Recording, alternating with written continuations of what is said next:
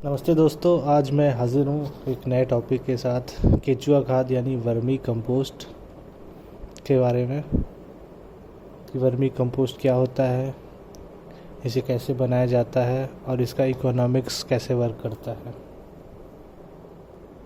तो आइए शुरू करते हैं। सबसे पहले जानते हैं कि वर्मी कंपोस्ट क्या है। तो वर्मी कंपोस्ट एक ऐसी खाद है जिसमें एक विशेष प्रकार की प्रजाति के केचुए, जिसमें से प्रमुख है एसिनिया फाटिडा, गोबर या कचरे को खाकर मल द्वारा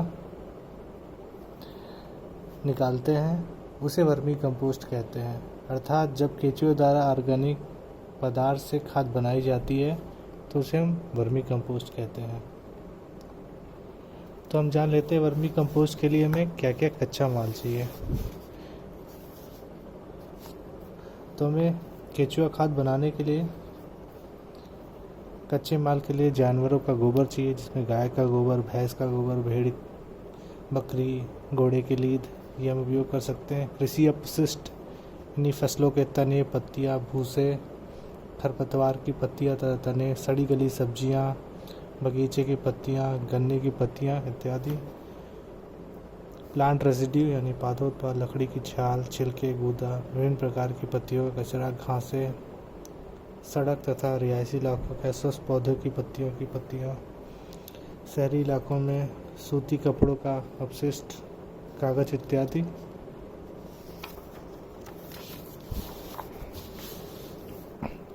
मंडियों में सड़े गले फल, सब्जियों का कचरा, फलों, सब्जियों इत्यादि की पैकिंग का अपशिष्ट जैसे केले की पत्तियाँ, रसोई घर का कूड़ा जैसे फल, सब्जियों के छिलके, बायोगैस की स्लरी, औद्योगिक अपशिष्ट में खाद्य प्रसंस्करण इकाइयों का अवशिष्ट, आसवन इकाई का अवशिष्ट, प्राकृतिक खाद्य पदार्थों का अवशिष्ट, गन्ने का बागास तथा परिष्करण अवशिष्ट।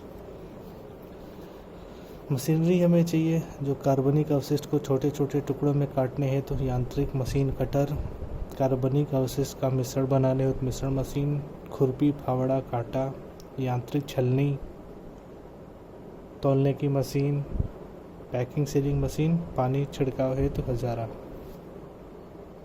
वर्मी कंपोस्ट हेतु कुछ केचुए की महत्वपूर्ण प्रजातियां हैं, जिसमें आइसिनिया फोटिडा सबसे प्रमुख है, इसका सबसे ज़्यादा उपयोग होता है। फिर आती है आइसिनिया एंड्रेई, फिर पेरियोनिक्स एक्सकैवेटस,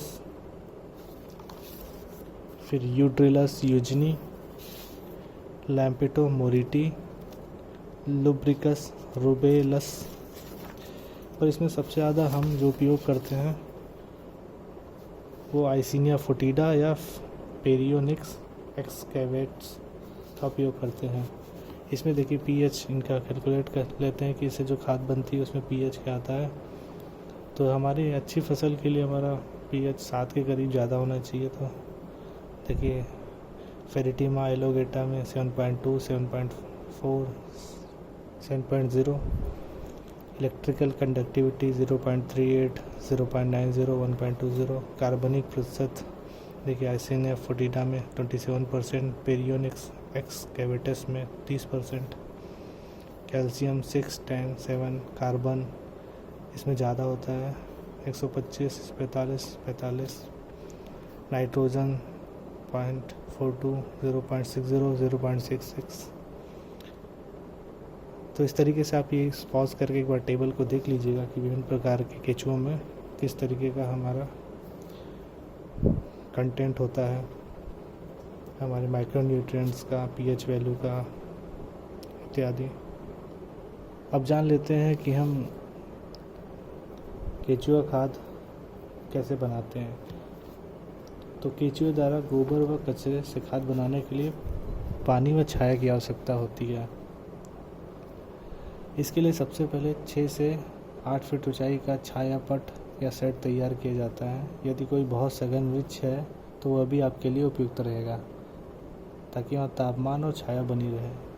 बेड को ज़मीन की सतह के बराबर ही 10 फीट लंबा, 3 फीट चौड़ा और 1.5 फीट ऊंचा बेड बना लें। बेड की लंबाई आप अपने अनुसार भी रख सकते हैं, सुविधा के अनुसार। और ध्यान रखिए 10 फीट लंबा, 3 फीट चौड़ा, 1 से 1.5 फीट ऊंचा बेड।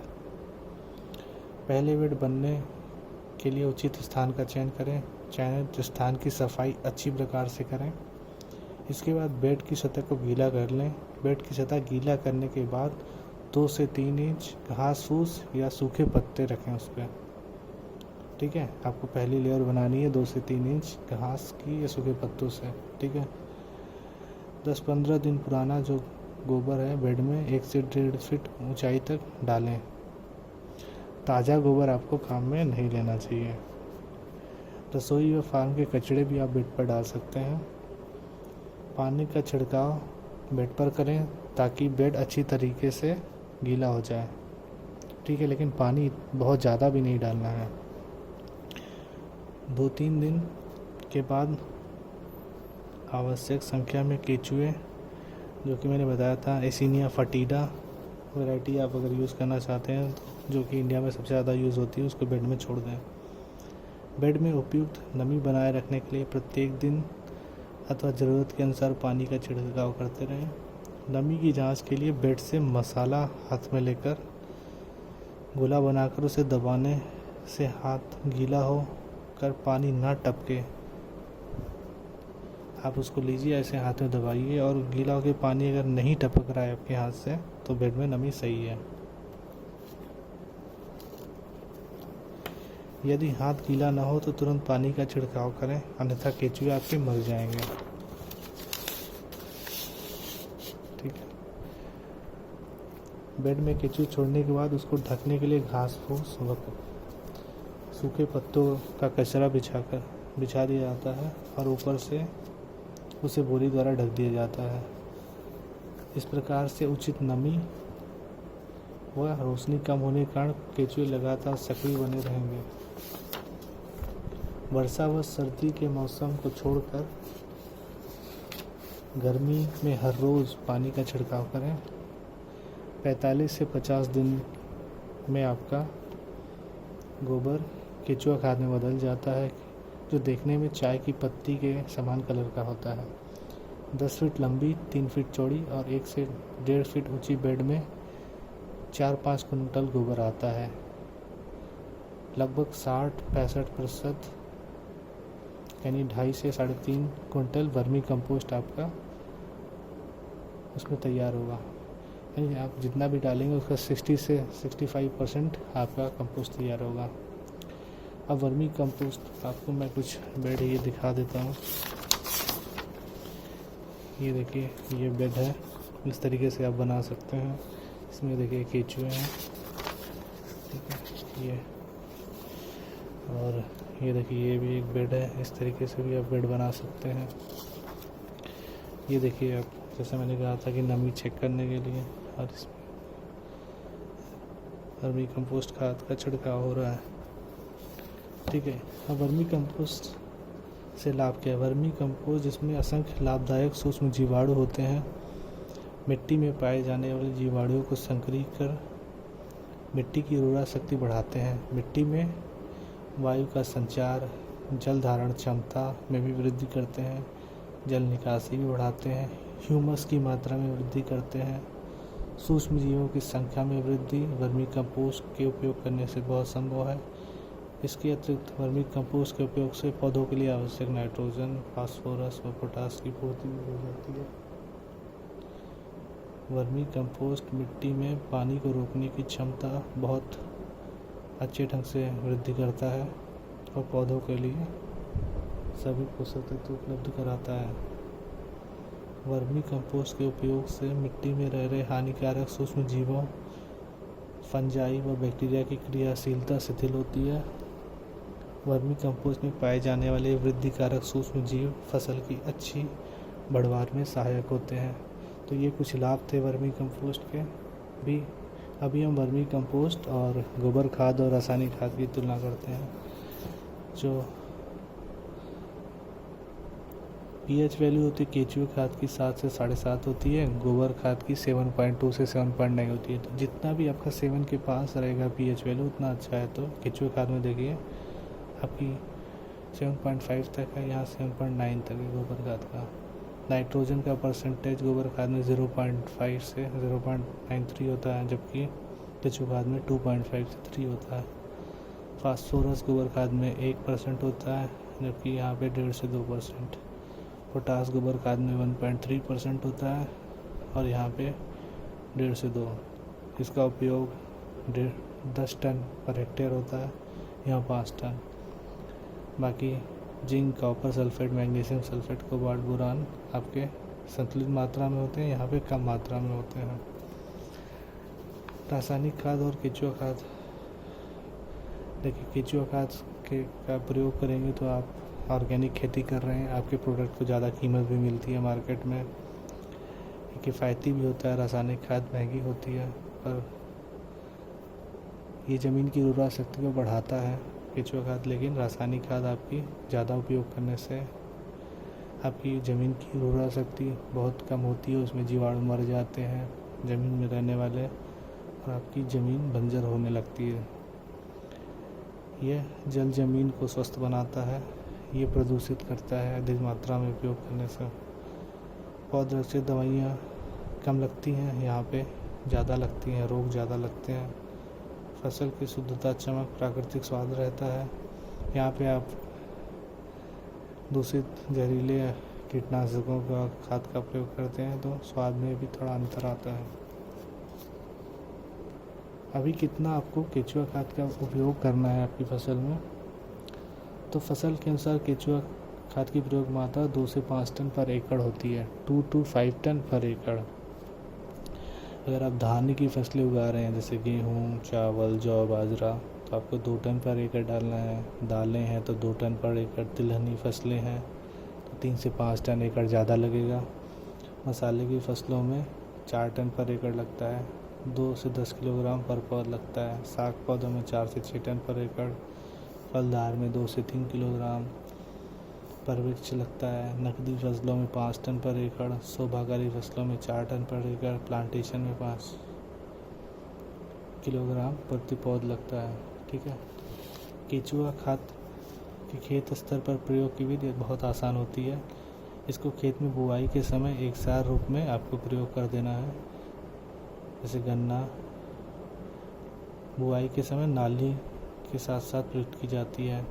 खड़ी फसल में इसका प्रयोग सिंचाई से पूर्व खेत में जड़ों के पास बुरकाव करके किया जाता है। कुछ प्रयोगों से ज्ञात किया है कि केंचुआ खाद के साथ अजोटोबैक्टर पीएसपी 1 किलोग्राम प्रति 40 किलोग्राम केंचुआ खाद का प्रयोग करते हैं तो इसकी क्षमता बढ़ जाती है।